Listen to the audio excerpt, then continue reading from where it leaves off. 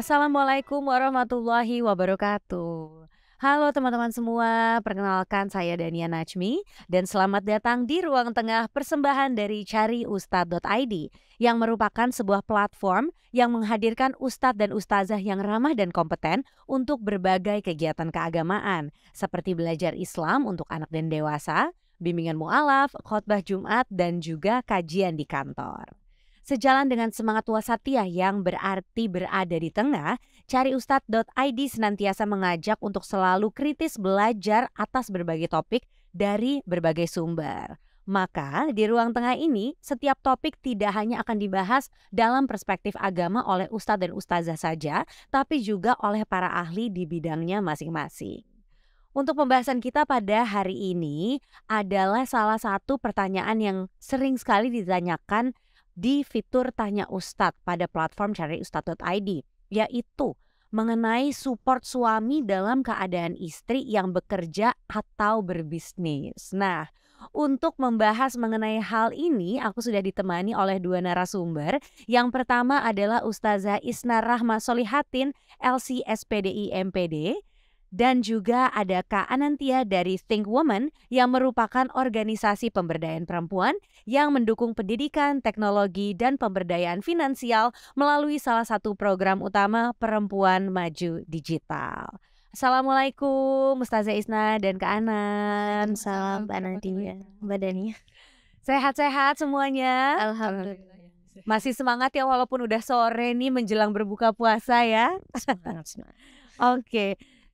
Berbicara mengenai support suami kepada istrinya yang bekerja maupun berbisnis, aku mau tanya dulu ke Kak Anan yang punya pengalaman ya bekerja dengan berbagai macam perempuan dari berbagai latar belakang.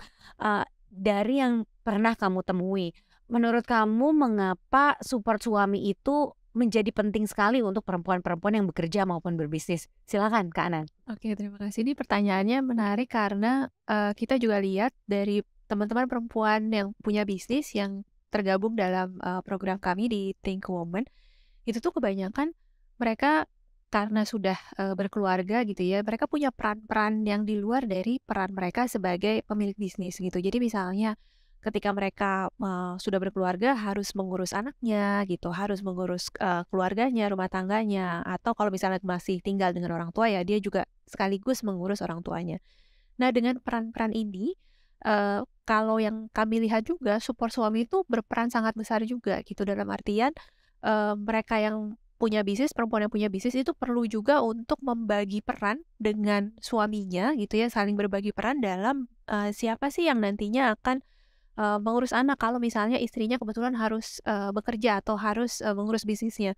Atau misalnya bagaimana perempuan dan laki-laki ini, suami istri ini bisa kemudian berbagi tugas rumah tangganya gitu. Nah, itu yang kemudian banyak juga kita perbincangkan dalam program-program kami.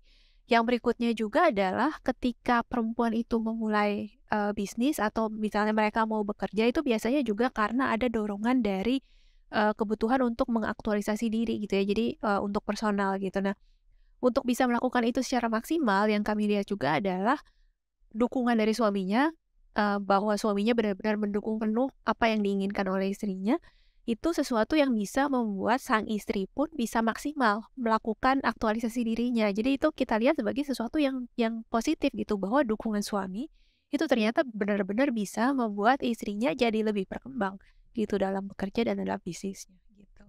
Baik, terima kasih banyak Kak Anan.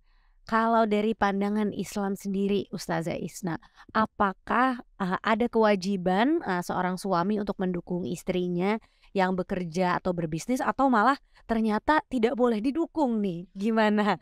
Ustazah silakan. Aku kayaknya lebih milih yang mendukung kayaknya ya. Oke, Silakan, silakan. terima kasih Mbak Dania. Jadi mungkin aku coba akan menjawab dari perspektif Islam tentang pencarian nafkah dalam rumah tangga dulu kali ya. Jadi kalau sudah berumah tangga Mbak, antara suami dan istri, itu yang wajib memberikan nafkah menurut perspektif hukum Islam, di kompilasi hukum Islam dan juga di fikih itu diatur bahwa suamilah yang wajib menafkahi, begitu. Tapi bukan berarti karena suami wajib menafkahi, dia boleh semena-mena melarang si istri untuk berkarya atau bekerja atau berkarir di luar rumah, begitu. Karena, sebagai pasangan begitu ya, itu sudah sangat semestinya mereka saling, support ya. Karena apa? Karena mereka juga pada dasarnya itu saling membutuhkan. Seperti halnya dalam Al-Qur'an dijelaskan bahwa "Hunna libasul lakum wa antum libasul lahun." Bahwasanya istri-istri kamu itu adalah pakaian buatmu, pun juga kamu wahai laki-laki pakaian buat para si istri kamu. Jadi Al-Qur'an di sini memberikan analogi yang sangat indah ya, disamakan dengan pakaian di mana, seperti halnya kita lah kalau misalkan kita tidak berpakaian juga akan sangat tidak baik begitu ya. Nah, di situ adalah, apa namanya, titik membutuhkan satu sama lain itu digambarkan dalam Al-Qur'an dengan sangat baik dan juga halus begitu. Dan di situ juga kita bisa ambil pelajaran bahwa antara laki-laki dan perempuan yang sudah menikah menjadi suami istri, selain saling membutuhkan, kita juga harus bisa saling menghormati kebutuhan masing-masing. Apalagi kalau misalkan si istri ini bekerja untuk memenuhi yang tadi Mbak Anan katakan, untuk mengaktualisasikan diri ya, memenuhi visi misi hidupnya, maka itu sudah sangat luar biasa kalau misalkan laki-laki bisa mewujudkan itu, mendukung itu, begitu sih Mbak. Karena, dalam Al-Qur'an juga dijelaskan tuh, antara laki-laki dan perempuan yang bekerja baik gitu ya, yang beramal baik untuk kebaikan bersama, apalagi sudah berkeluarga, Allah itu justru akan, menambahkan rezekinya. Allah akan memberikan, penghidupan yang lebih baik lagi, gitu sih. Baik, yang tadi diomongin tuh kan adalah idealnya ya.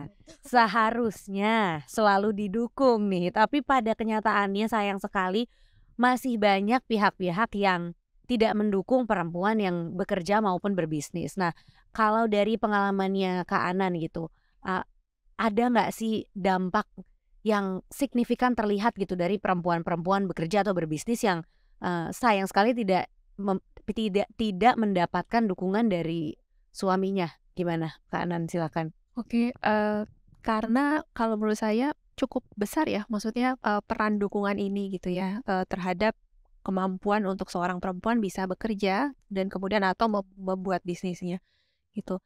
Ketika tidak mendapat dukungan, hal ekstrim yang bisa terjadi adalah kemungkinannya akan sulit, bahkan akan sulit untuk memulai, itu yang pertama gitu ya. Misalnya memulai bisnis, karena ketika mulai bisnis itu butuh energi, butuh waktu yang dicurahkan untuk membangun bisnisnya dan itu kalau tidak ada dukungan bisa jadi tidak jadi untuk melakukan itu gitu. Jadi, eee, kasus ekstrimnya adalah sulit untuk memulai dan bahkan ketika mulai pun sudah mulai mungkin, tidak akan bertahan terlalu lama gitu karena tidak adanya dukungan gitu. Nah yang berikutnya adalah memang jadinya kalau dipaksakan untuk, "Oh tapi saya tetap mau, menjalankan," itu ada kemungkinan perempuannya sendiri mungkin akan mendapatkan beban ganda gitu ya. Beban ganda di sini dalam artian, dia tetap diminta untuk, mengatur rumah tangganya, mengurus anak dan lain-lain, sembari juga dia harus bekerja gitu. Jadi bebannya bisa bisa dibilang jadinya ya dia harus memikul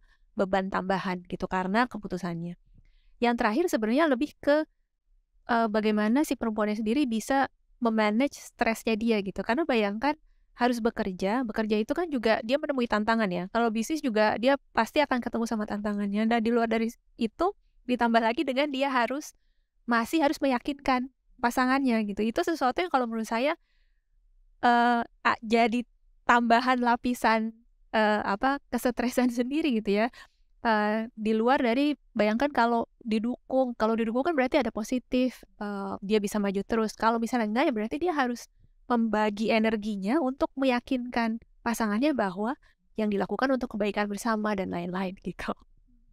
Baik, Kak Anan. Kalau dari pandangan Islam nih, Ustazah Isna, kalau misalnya memang ada teman-teman di sini yang berada dalam satu situasi di mana suaminya memang tidak mengizinkan atau tidak mendukung dia untuk bekerja atau berbisnis gitu, tapi dianya mau atau bahkan ternyata sebenarnya dibutuhkan gitu untuk keberlangsungan keluarga gitu. Nah, kalau menurut pandangan Islam harus seperti apa, Ustazah? Silakan. Oke, luar biasa ya. Karena, saya juga pernah menemui gitu ya beberapa rekan yang ketika ingin mengaktualisasikan diri, dalam bentuk bekerja ataupun berkarir juga dan mereka tidak mendapatkan restu atau izin dari suaminya gitu, yang sebenarnya itu juga bukan izin sih ininya, tapi kayak mungkin, apa namanya, kompromi masalah waktu gitu ya. Itu benar kata Mbak Anan ya, menambah stres tersendiri buat si perempuan ini. Dan apabila suatu saat ketika kalian berumah tangga, ada yang menyebabkan kalian bete dengan si istri atau pasangan kalian, karena mungkin tingkah lakunya atau karena mungkin kegiatannya di luar rumah, maka kata Allah apa? Bersabarlah, begitu. Bersabarlah karena, nantinya Allah akan menjadikan itu justru, menjadi rezeki yang lebih banyak lagi, begitu. Akan menjadi sumber yang, lebih banyak lagi. Nah, itu dijelaskan dalam Tafsir Al-Wajiz Lidoktur Wabah Az-Zuhaili, begitu. Nah, selain itu pula dalam Al-Quran juga dijelaskan bahwa fastajaba lakum rabbukum anni la udhi'u amala amilin minkum min dzakarin aw unsa. Kata Allah, aku tidak akan pernah menyia-nyiakan loh amal baik yang dilakukan baik itu laki-laki ataupun perempuan. Nah, ini kan dari titik ini kita udah bisa ngambil benang merah ya Mbak ya, bahwa oh nggak ada bedanya, kita perempuan juga punya porsi, kita punya hak untuk bisa berkarya, begitu sih. Baiklah, aku mencerna dulu dan semoga teman-teman yang di rumah juga bisa mencerna ini dengan baik. Dan kalau ada suami-suami yang menonton episode kali ini gitu ya, boleh nih dicerna dengan sangat baik omongannya Ustazah Isna. Penekanan ya Mbak ya. Betul, harus ditekankan di bagian situnya ya. Baik, baik, baik. Nah, kalau ke Kak Anan aku kembali lagi. Dari pengalaman Kak Anan bersama dengan Think Women, support suami yang seperti apa sih yang Kak Anan lihat tuh benar-benar membantu untuk perempuan-perempuan ini bisa berkarya, berkarir dengan baik? Silakan Kak Anan. Oke, support suami seperti apa ya yang dibutuhkan ya? Jadi kalau buat aku menariknya adalah ketika seorang perempuan itu berbisnis, ini ada riset yang dilakukan pada saat pandemi. Menariknya itu perempuan memiliki bisnis, baik itu dia bisnis bersama pasangan atau dia sendirian, itu dia pasti butuh partner untuk diskusi gitu. Nah, disinilah kalau menurut saya peran suami bisa menjadi partner untuk berdiskusi sang istri gitu. Dan ini menarik juga karena kan jadinya terjadi komunikasi, kolaborasi gitu dan timbal balik antara suami dan istri dalam hal mendukung bisnis istrinya gitu. Ataupun kalau dalam sisi karir kalau menurut saya juga komunikasi ini itu sesuatu yang bisa dibangun dan peran serta suaminya juga cukup besar gitu untuk mendorong misalnya karir istrinya dalam artian misalnya oke kalau mau pindah kerja misalnya, saya perlu nggak sih pindah kerja yang ke sini? Itu kan jadi teman diskusi ya, maksudnya partner dalam kehidupan juga partner yang untuk sebenarnya juga mendorong pribadi jadi pribadi yang lebih baik juga gitu menurut aku. Nah, itu yang pertama. Nah, berikutnya juga yang menurut aku menarik juga adalah di mana itu tadi, apa namanya, kalau kita bilang bapak-bapak yang sekarang gitu ya, peran untuk bapak rumah tangga juga sebenarnya sesuatu yang bisa dijalankan juga oleh para laki-laki gitu ya. Karena menurut saya misalnya peran untuk mendidik anak gitu ya, nggak ada salahnya untuk bapak juga dekat dengan anaknya gitu. Uh, Memperdalam koneksi bapak dengan anak di luar dari ibu dengan anak gitu ya untuk masalah pendidikan misalnya. Atau kalau kita lihat sekarang ada temanku gitu ya, dia kalau masak dimasakin sama suaminya suka gini, "Aduh enak banget sih," gitu kan.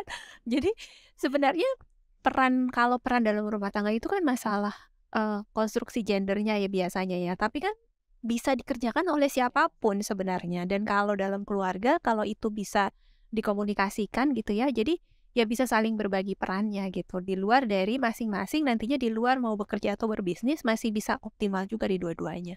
Gitu sih.